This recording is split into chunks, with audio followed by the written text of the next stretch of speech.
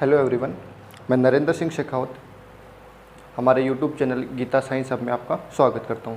तो देखो, अपन chapter first पढ़ रहे थे। अपना चैप्टर फर्स्ट था केमिकल रिएक्शन एंड इक्वेशन, मतलब रासायनिक अभिक्रिया एवं समीकरण। ठीक है, तो आज अपन बात करने वाले हैं केमिकल इक्वेशन की बात करेंगे, रासायनिक समीकरण की बात करेंगे कि रासायनिक समीकरण क्या होता है, केमिकल इक्वेशन क्या होता है। ठीक है, तो देखो हम बात करने वाले हैं आज केमिकल इक्वेशन की बात करने वाले अपन। सबसे पहले कि रासायनिक समीकरण, रासायनिक समीकरण। तो देखो, केमिकल इक्वेशन किसको बोलेंगे अपन? कल अपन ने देखा था केमिकल रिएक्शन मतलब रासायनिक अभिक्रियाएं किसको बोलेंगे। ठीक है, तो कोई भी प्रोसेस हो रही थी, जैसे बर्निंग ऑफ कोल, कोयले का जलना। ठीक है, तो उसमें कोई भी प्रोसेस होती है, कोई भी केमिकल रिएक्शन होती है, तो उसमें कोई ना कोई सब्सटेंस, कोई ना कोई पदार्थ पार्टिसिपेट करते हैं, भाग लेते हैं। ठीक है, केमिकल रिएक्शन में क्या करते हैं, सब्सटेंस जो होते हैं, सब्सटेंस का मतलब पदार्थ, ये क्या करते हैं भाई, पार्टिसिपेट करते हैं। क्या करते हैं ये? पार्टिसिपेट, भाग लेते हैं। ठीक है, कोई भी केमिकल रिएक्शन होगी तो बिना पदार्थ के तो पॉसिबल नहीं है, बिना सब्सटेंस के पॉसिबल नहीं है ना। तो कोई भी केमिकल रिएक्शन हो रही है, उसमें सब्सटेंस पार्टिसिपेट कर रहे हैं। इन सब्सटेंस को अपन किसके रूप में लिख रहे हैं? उनके सिंबल के रूप में लिख रहे हैं, मतलब प्रतीक के रूप में लिख रहे हैं, या फिर उनके फॉर्मूलाज के रूप में लिख रहे हैं, सूत्र के रूप में लिख रहे हैं, है ना। कोई भी केमिकल रिएक्शन हो गई, रासायनिक अभिक्रिया हो गई, उसमें सब्सटेंस मतलब पदार्थ क्या कर रहे हैं, पार्टिसिपेट कर रहे हैं, भाग ले रहे हैं। ठीक है, उनको अपन सिंबल्स के रूप में लिखते हैं, प्रतीक के रूप में लिख रहे हैं, या फिर फॉर्मूला मतलब सूत्र के रूप में लिखते हैं। उसी को अपन क्या बोल देते हैं, केमिकल इक्वेशन बोल देते हैं, रासायनिक समीकरण बोलते हैं। समझ में आया क्या? जैसे बर्निंग ऑफ कोल, कोयले का जलना, ये क्या है? क्या है? केमिकल रिएक्शन है, रासायनिक अभिक्रिया। ठीक है, तो इसमें कौन कौन पार्टिसिपेट कर रहा है, भाग क्या क्या ले रहे हैं भाई? कोयला मतलब कार्बन भाग ले रहा है, ऑक्सीजन की प्रजेश में उसको अपन जलाते हैं। ठीक है, क्या बनता है? Carbon dioxide. तो ये सब क्या है? पदार्थ हैं, भाग लेने वाले। ठीक है, उनको अपन किसके रूप में लिख दें? अगर सिंबल के रूप में लिख दें, प्रतीक, फॉर्मूला मतलब सूत्र के रूप में लिख दें, तो क्या बन जाता है? केमिकल इक्वेशन बन जाता है, रासायनिक समीकरण बन जाता है। क्लियर है क्या? तो देखो, इसकी परफेक्ट डेफिनेशन अपन क्या लिखेंगे। देखो, अपन डेफिनेशन कैसे लिखेंगे? substances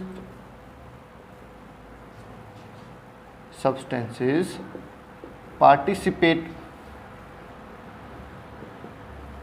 in a chemical reaction. Substances participate in a chemical reaction are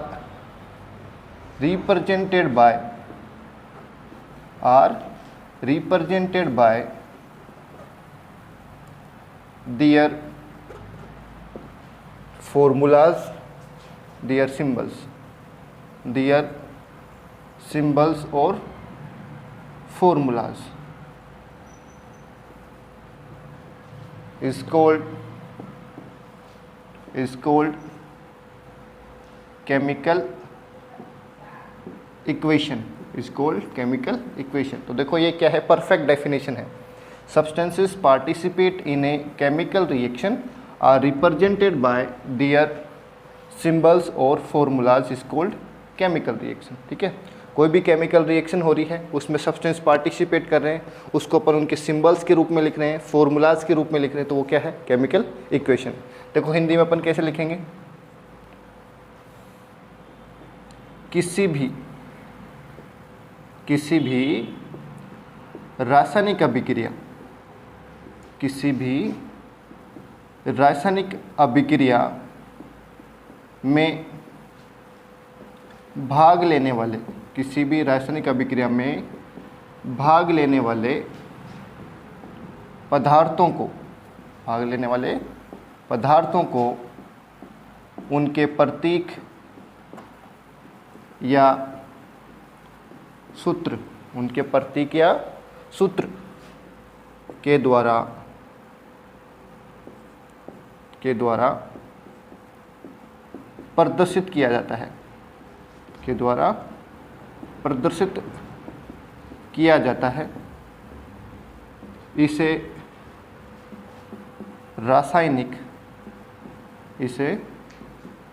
रासायनिक समीकरण कहते हैं। डेफिनेशन क्लियर है क्या? कोई भी रासायनिक अभिक्रिया हो रही है, उसमें पदार्थ क्या कर रहे हैं, भाग ले रहे हैं, उनको अपन उनके प्रतीक या फिर सूत्र के रूप में लिख रहे हैं, प्रदर्शित कर रहे हैं, तो वही क्या बन गई, रासायनिक समीकरण बन गई। देखो कैसे, अगर अपन एग्जाम्पल की बात करें, बर्निंग ऑफ कोल मतलब कोयले का जलना, ये क्या है? बर्निंग ऑफ कोल, कोयले का जलना, ये क्या है भाई? केमिकल रिएक्शन है। ये क्या है? केमिकल रिएक्शन है, मतलब रासायनिक अभिक्रिया है। ये क्या है भाई? एक रासायनिक अभिक्रिया है। क्लियर है? तो देखो इसमें सब्सटेंस क्या क्या, पदार्थ कौन कौन से भाग ले रहे हैं। कोल मतलब कोयला जल रहा है, इसका मतलब कार्बन है। क्या है भाई? कार्बन है। जलाते किसकी प्रेजेंस में है, किसकी उपस्थिति में जलाते हैं? ऑक्सीजन की प्रेजेंस में जलाते हैं। और क्या बन जाता है फिर इससे? कार्बन डाइऑक्साइड बन जाता है। क्या बन जाता है भाई इससे? Carbon dioxide. मतलब अपने पास क्या था भाई? पहले कार्बन था अपने पास। क्या था अपने पास? कार्बन। अपन ने उसको जलाया, तो जलाएंगे किसकी उपस्थिति में? ऑक्सीजन की उपस्थिति में। इसका मतलब कार्बन ऑक्सीजन की उपस्थिति में जला और क्या बना? Carbon dioxide. क्या बना भाई? Carbon dioxide. ठीक है, ये जो आपने लिखा है carbon plus oxygen gives carbon dioxide. ठीक है, इसको अपन क्या बोलते हैं भाई? इसको अपन बोलेंगे वर्ड इक्वेशन। क्या बोलेंगे इसको? Word equation. वर्ड की फॉर्म में लिख रहे हैं, इसलिए क्या है? Word equation. शब्दों के रूप में लिख रहे हैं अपन इनको, इसलिए इसका नाम क्या है? शब्द समीकरण। क्लियर है क्या? तो देखो केमिकल इक्वेशन फिर किसको बोलेंगे? रासायनिक समीकरण किसको बोलेंगे? कार्बन का सिंबल क्या होता है भाई? प्रतीक क्या होता है? सी। ऑक्सीजन गैस है तो O2, और इससे क्या बना? Carbon dioxide. उसका फॉर्मूला क्या है? CO2। तो देखो बर्निंग ऑफ कोल, ये तो क्या थी? एक केमिकल रिएक्शन थी, रासायनिक अभिक्रिया थी। कोयले का जलना एक रासायनिक अभिक्रिया थी।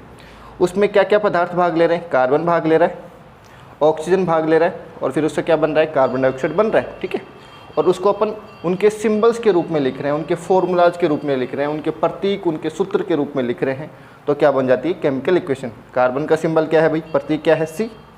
ऑक्सीजन का सिंबल प्रतीक क्या है? O2।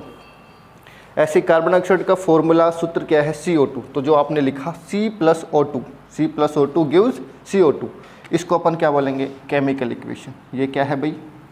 Chemical equation. ये क्या है? Chemical equation. क्लियर है क्या? केमिकल इक्वेशन समझ में आया? Chemical equation. ठीक है, इस केमिकल इक्वेशन में आपको दो पार्ट दिख रहे हैं।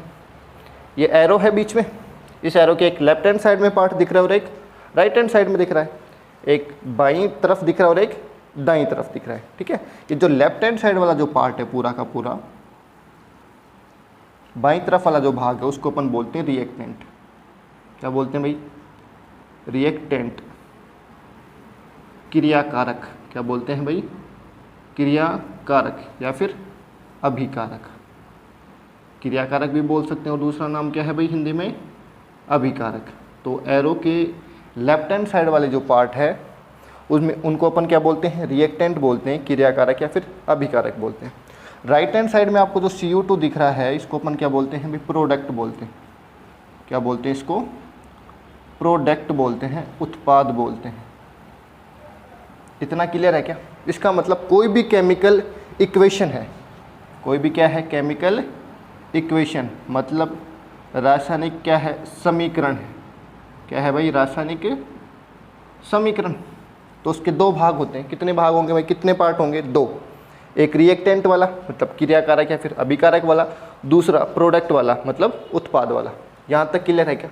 हमने अभी तक पढ़ा है कि केमिकल इक्वेशन क्या है, उसके पार्ट कौन कौन से, उसके भाग कौन कौन से हैं। तो दो पार्ट हैं, दो भाग हैं, एक रिएक्टेंट है, दूसरा प्रोडक्ट है, मतलब एक क्रियाकारक है फिर अभिकारक है और दूसरा क्या है, उत्पाद। इतना क्लियर है क्या, ये बताओ पहले। क्लियर है? अगर यहाँ तक आपको क्लियर है तो वीडियो एक बार पॉज करेंगे और इसको आप नोट कर लेंगे, ठीक है। तो देखो नेक्स्ट अपन बात करेंगे, इसको अपन डिफाइन कैसे करेंगे, रिएक्टेंट और प्रोडक्ट को। क्रियाकारक जिसका दूसरा नाम क्या है, अभिकारक, और दूसरा प्रोडक्ट, इनको अपन डिफाइन कैसे करेंगे। अगर इनकी डेफिनेशन पूछ ली जाए हमसे तो हम क्या लिखेंगे, प्रॉपर डेफिनेशन कैसे लिखेंगे इनको। ये तो हमें पता चल गया कि एरो के लेफ्ट हैंड साइड वालों को रिएक्टेंट बोलेंगे, क्रियाकारक बोलेंगे, राइट हैंड साइड वालों को क्या बोलेंगे, प्रोडक्ट बोलेंगे, उत्पाद बोलेंगे। लेकिन अगर डेफिनेशन की बात करें, परिभाषा की बात करें, तो अपन कैसे लिखेंगे। देखो सबसे पहले अपन बात करते हैं रिएक्टेंट की बात करते हैं, जिसको अभिकारक बोलते हैं अपन, और क्या बोलते हैं, क्रियाकारक भी बोल सकते हैं। क्लियर है क्या? तो देखो रिएक्टेंट क्या है, परफेक्ट डेफिनेशन की अपन बात करें तो देखो परफेक्ट डेफिनेशन क्या है, substances which participate in a chemical reaction and are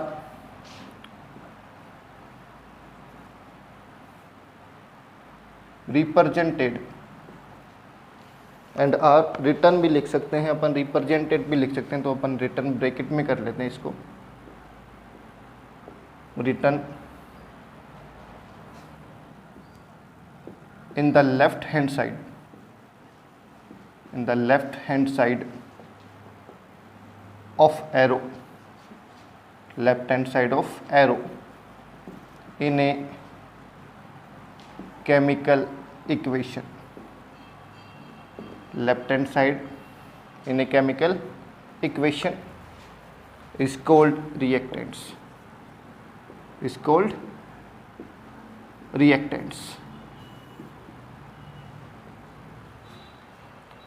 देखो डेफिनेशन क्लियर है क्या, substances which participate in a chemical reaction and are represented, या फिर क्या लिख सकते हैं, written in the left hand side of arrow is called, in a chemical reaction is called reactants। Chemical reaction हो रही है, उसमें जो भी सब्सटेंस पार्टिसिपेट कर रहे हैं, या फिर किसी भी केमिकल इक्वेशन में एरो के लेफ्ट हैंड साइड में हम जिसको लिखेंगे उसी को अपन क्या बोलेंगे भाई, रिएक्टेंट बोलेंगे। क्लियर है ना? अभी हमने एग्जांपल में देखा था C+O2 गिव CO2, एक एग्जांपल था। तो एरो के लेफ्ट हैंड साइड में अपन ने क्या लिखा था, C+O2, तो C+O2 यहाँ पे क्या है, रिएक्टेंट। हिंदी में अपन कैसे लिखेंगे, देखो किसी भी रासायनिक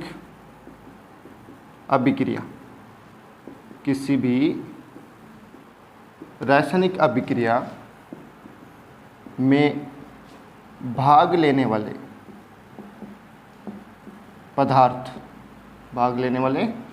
पदार्थ जिन्हें रासायनिक समीकरण में तीर के निशान, रासायनिक समीकरण में तीर के निशान के बाईं ओर लिखा जाता है, तीर के निशान के बाईं ओर लिखा जाता है, क्या कहलाते हैं भाई, क्रियाकारक कहलाते हैं। क्या कहलाते हैं भाई, क्रियाकारक, या फिर क्या कहलाते हैं, दूसरा नाम क्या है, अभिकारक। अभिकारक या क्रियाकारक कहलाते हैं। क्लियर है क्या डेफिनेशन हिंदी में भी? कोई भी रासायनिक अभिक्रिया हो रही है, उसमें भाग लेने वाले पदार्थ हैं और उनको रासायनिक समीकरण में अपन कहाँ लिख रहे हैं, तीर के निशान के बाईं ओर, वो सब क्या है भाई, क्रियाकारक या फिर अभिकारक है। यहाँ तक क्लियर है? डेफिनेशन क्लियर है क्या रिएक्टेंट की? अभिकारक या फिर क्रियाकारक की डेफिनेशन क्लियर है, परिभाषा क्लियर है। अब अपन बात करेंगे प्रोडक्ट की। किसकी बात करेंगे भाई? प्रोडक्ट की बात करेंगे। अभी हमने देखा रिएक्टेंट क्या है, किसकी परफेक्ट डेफिनेशन क्या है। अब अपन बात करेंगे प्रोडक्ट की, बात करेंगे भाई, उत्पाद की बात करेंगे। सेम ही डेफिनेशन है, बस थोड़ा सा चेंज करना है। क्या? जैसे अगर इंग्लिश में मैं बात करूँ, substances which participate in a chemical reaction, तो पार्टिसिपेट की जगह लिखना है फॉर्म्ड। क्या लिखना है? फॉर्म्ड लिखना है। सिर्फ किसी भी केमिकल रिएक्शन में कोई भी सब्सटेंस फॉर्म जो होता है, ठीक है, उसको अपन क्या बोलेंगे? प्रोडक्ट बोलेंगे। और यहाँ पे क्या लिखेंगे? एंड आर रिप्रेजेंटेड या फिर return in the left hand side की जगह बस राइट हैंड साइड लिख देंगे और पूरा डेफिनेशन क्या रहेगा? सेम रहेगा। एक बार देखेंगे, देखो कैसे लिखेंगे अपन इसकी definition. Substance which formed, substances कर लेते हैं, इसको प्रोडक्ट कर लेते हैं, प्लूरल की बात कर लेते हैं अपन। तो substances which formed in a chemical reaction, formed in a chemical reaction and are written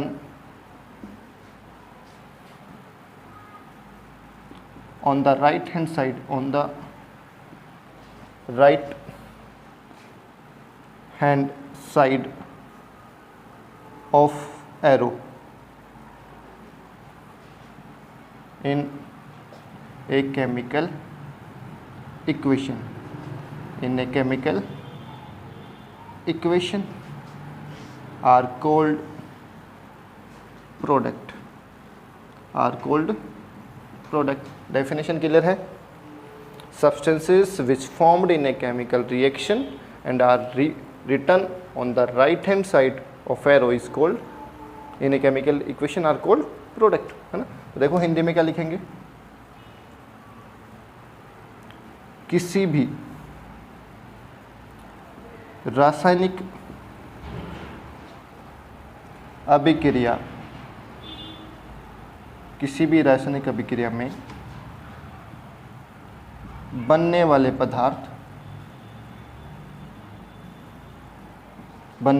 पदार्थ, जिन्हें रासायनिक समीकरण में तीर के निशान, जिन्हें रासायनिक अभिक्रिया में तीर के निशान के दाईं ओर लिखा जाता है। किधर लिखा जाता है भाई? दाईं ओर लिखा जाता है, उत्पाद कहलाते हैं। क्या कहलाते हैं भाई? उत्पाद कहलाते हैं। तो कोई भी रासायनिक अभिक्रिया हो रही है, उसमें पदार्थ बन रहे हैं और उनको रासायनिक समीकरण में अपन कहाँ लिख रहे हैं? तीर के निशान के दाईं ओर लिख रहे हैं, तो उसको अपन क्या बोलेंगे? उत्पाद बोलेंगे। यहाँ तक क्लियर है क्या? दोनों डेफिनेशन क्लियर है, रिएक्टेंट की, अभिकारक क्रियाकारक की, दूसरी प्रोडक्ट उत्पाद की, ठीक है। तो एक बार इन दोनों को अपन नोट कर लेंगे, वीडियो आप पॉज करेंगे और इन दोनों को आप नोट कर लेंगे, ठीक है। तो हमने पढ़ा केमिकल इक्वेशन क्या है, ठीक है। उसके बाद हमने पढ़ा कि केमिकल इक्वेशन मतलब रासायनिक समीकरण क्या है, ये पढ़ा हमने सबसे पहले। उसके बाद हमने देखे इसके दो पार्ट होते हैं। कितने भाग होते हैं भाई? दो होते हैं। पहला हमने देखा रिएक्टेंट, जिसको अपन अभिकारक या क्रियाकारक बोलते हैं, और दूसरा क्या था? प्रोडक्ट, जिसको अपन क्या बोलते हैं? उत्पाद बोलते हैं। यहाँ तक क्लियर है? बैलेंस केमिकल इक्वेशन की किसकी बात करने वाले हैं भाई? बैलेंस केमिकल इक्वेशन की बात करने वाले अपन, मतलब संतुलित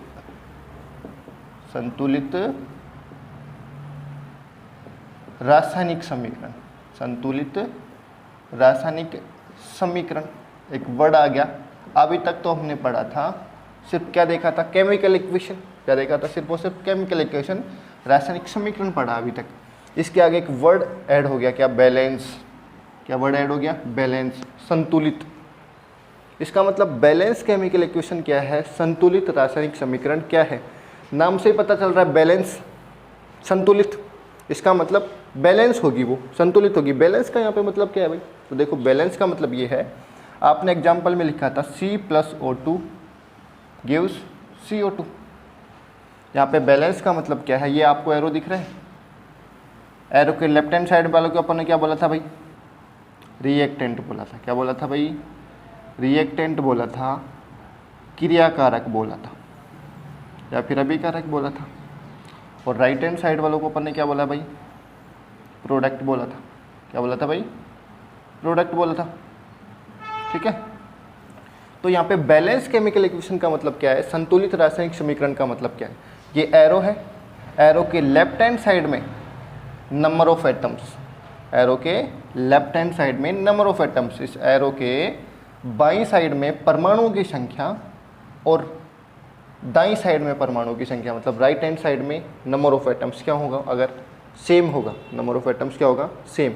मतलब एरो के लेफ्ट हैंड साइड में जितने नंबर ऑफ एटम्स हैं, राइट हैंड साइड में भी अगर नंबर ऑफ एटम्स सेम होते हैं, मतलब इस तीर के निशान के बाईं तरफ परमाणुओं की संख्या और दाईं तरफ परमाणुओं की संख्या अगर बराबर होती है, उसको अपन क्या बोलते हैं, बैलेंस केमिकल इक्वेशन, संतुलित रासायनिक समीकरण। क्लियर है ना, समझ में आया क्या बैलेंस केमिकल इक्वेशन क्या है। देखो इसकी अपन डेफिनेशन की बात करें तो अपन इसको डिफाइन कैसे करेंगे, परिभाषित कैसे करेंगे। तो देखो ए chemical equation, A chemical equation in which number of, देखो हम बात कर रहे थे किसकी, बैलेंस केमिकल इक्वेशन के डेफिनेशन की। ए chemical equation in which number of atoms in reactant are same as number of atoms in product is called balance chemical equation. क्या लिखा हमने, a chemical equation in which number of atoms in reactant are same as, या फिर equal, same as की जगह क्या लिख सकते हैं, are equal to, same as या फिर equal to number of atoms in product is called balance chemical equation. देखो हिंदी में कैसे लिखेंगे, एक रासायनिक समीकरण, एक रासायनिक समीकरण जिसमें अभिकारकों में परमाणुओं की संख्या, अभिकारकों में परमाणुओं की संख्या उत्पाद में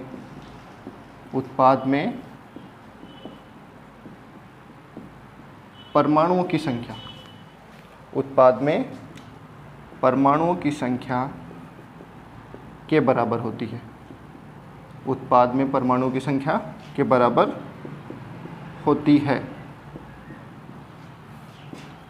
संतुलित रासायनिक समीकरण कहते हैं। क्या बोलते हैं उसको, संतुलित रासायनिक समीकरण।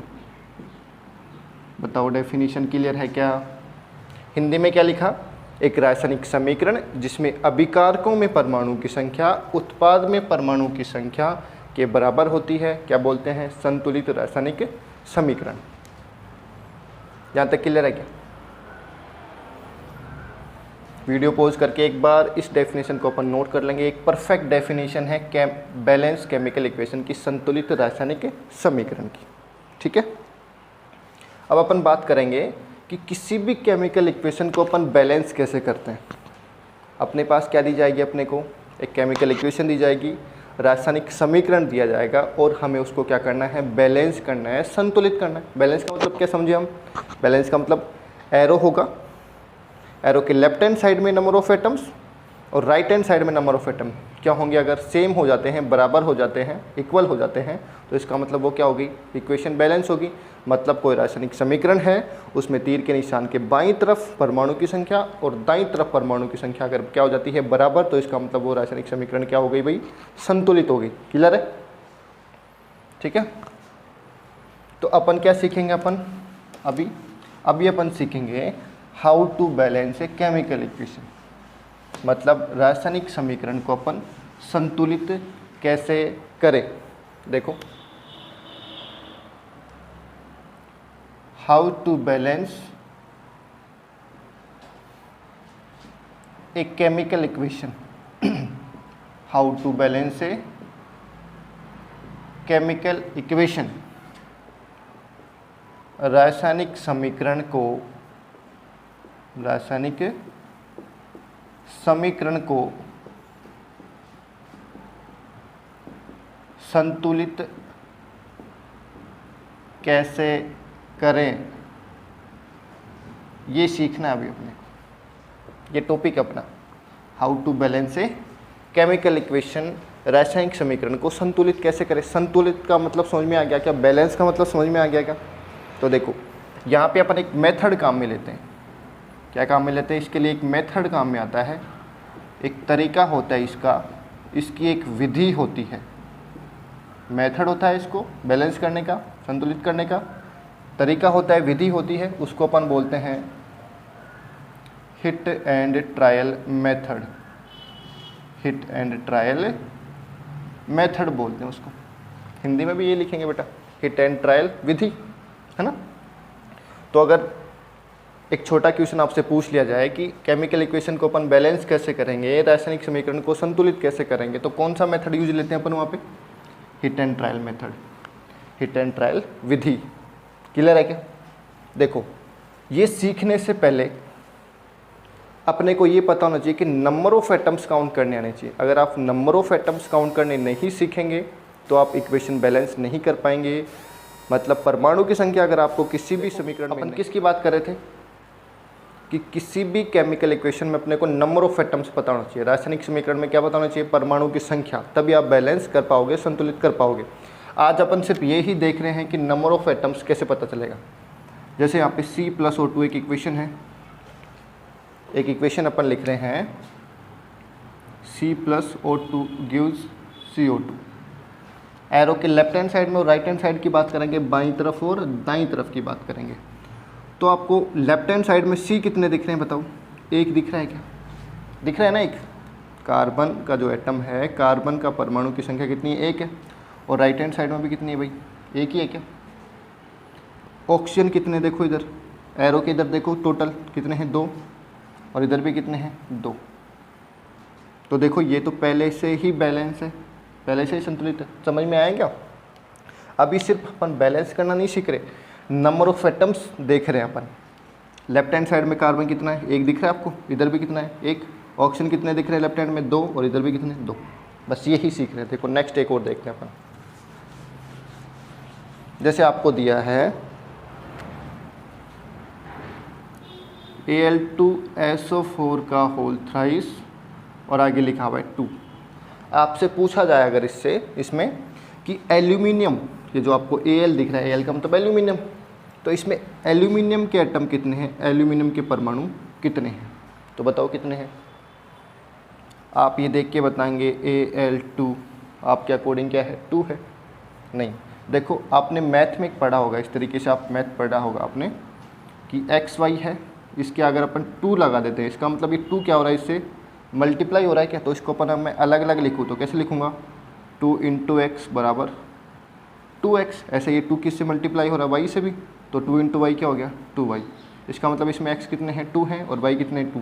ऐसे यहाँ पे देखो Al की अपन बात करें कि Al कितने हैं टोटल, ये जो 2 है मल्टीप्लाई हो रहा है किससे? Al2 से। किससे? Al2 से। तो 2 2 जा कितना हुआ भाई? 4 हुआ क्या? तो कितने Al हो गए? 4 Al हो गए क्या? समझ में आया है क्या? दोबारा देखेंगे। ये 2 का मतलब आगे हमने 2 लिखा है, इसका मतलब ये 2 मल्टीप्लाई हो रहा है किससे?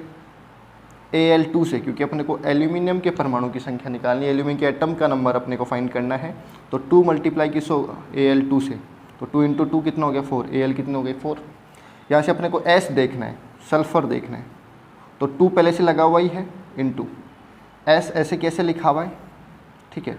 और S के बाहर ब्रैकेट के बाहर कितना दिख रहा है आपको, 3 दिख रहा है ना, कितना दिख रहा है 3, तो 2 3 जा कितना हो गया 6 और इंटू S, तो S कितने हो गए भाई 6S हो गए, कितने S हो गए भाई 6S। क्लियर है। ऐसे ऑक्सीजन के परमाणु की संख्या निकालनी है, तो पहले O आगे आगे लिखा हुआ है, पहले 2 × Al है ये नहीं लेना, S ये है, और उसके बाद क्या है O है, क्या O कैसे लिखा हुआ है O4, और आगे फिर ब्रैकेट के बाहर क्या लिखा हुआ है 3। तो देखो कैसे 2 पहले 3 से मल्टीप्लाई होगा 6 × O4। क्लियर है। अब ये 6 4 से मल्टीप्लाई होगा तो 6 4 जा 24, इसका मतलब O कितने हो गए अपने पास में 24। ये समझ में आया क्या। अगर आपको नंबर ऑफ एटम्स पता है, परमाणुओं की संख्या अगर इक्वेशन में पता है, समीकरण में पता है, तभी आप बैलेंस कर पाओगे, अदरवाइज नहीं कर पाओगे। तो देखो दोबारा देखेंगे, ये आपके पास में एक एग्जांपल है 2Al2SO4 का होल थ्राइस। इसमें अपने को नंबर ऑफ एटम्स परमाणु की संख्या फाइंड करनी है। Al को देखेंगे अपन, सबसे पहले Al लेंगे, तो इसके आगे 2 लिखा हुआ है, इसका मतलब 2 × 2 मल्टीप्लाई हो रहा है, ये 2 सबसे मल्टीप्लाई हो रहा है, ठीक है। तो 2 × और Al कैसे लिखा हुआ है Al2। क्लियर। तो 2 इस 2 से मल्टीप्लाई होगा तो कितना हो गया 4, और आगे क्या है Al, तो Al कितने हो गए भाई 4, एल्यूमिनियम कितने हो गए 4। S की बात करें, पहले 2 लिखा हुआ है तो 2 × S को देखें तो S सिर्फ सिंपल लिखा हुआ है S, और S के बाहर ब्रैकेट के बाहर देखें आगे तो क्या लिखा हुआ है 3 लिखा हुआ है, क्या तो 2 3 से मल्टीप्लाई होगा तो कितना हो गया 6, और इंटू S, तो S कितने हो गए भाई 6 हो गए, क्या क्लियर। ऐसे ऑक्सीजन की बात करें अपन, तो पहले क्या लिखा हुआ है 2 लिखा हुआ है, 2 लिखा अपन ने इंटू O कैसे लिखा हुआ है O4 की फॉर्म में लिखा हुआ है, उसके बाद बाहर ब्रैकेट में क्या लिखा हुआ है 3 लिखा हुआ है ना। तो 2 3 से मल्टीप्लाई होगा तो कितना हो गया 6 इंटू, फिर उसके बाद कैसे लिखा हुआ है O4, तो 6 4 से मल्टीप्लाई होगा तो 24, 6 4 जा 24, ऑप्शन कितना हो गए 24। तो ये है नंबर ऑफ एटम्स अपन कैसे फाइंड करेंगे, क्योंकि ये सीखना जरूरी था। अगर नंबर ऑफ एटम्स हम फाइंड नहीं कर पाएंगे तो इक्वेशन अपन बैलेंस नहीं कर पाएंगे। मतलब परमाणुओं की संख्या अगर हमें नहीं पता है किसी भी समीकरण में, तो हम उसको क्या नहीं कर सकते भाई, संतुलित नहीं कर सकते, ठीक है। तो आज के लिए इतना ही, ठीक है। जितना आपको पढ़ाया जा रहा है उसको आप अच्छे से नोट डाउन करें, अच्छे से समझें उसको। अगर फिर भी समझ नहीं आ रहा तो वीडियो 1 से 2 बार देखें अपन, ठीक है, तो आपको आगे आगे अच्छे से समझ में आता रहेगा। क्लियर है, ठीक है। तो आज के लिए इतना ही, थैंक यू।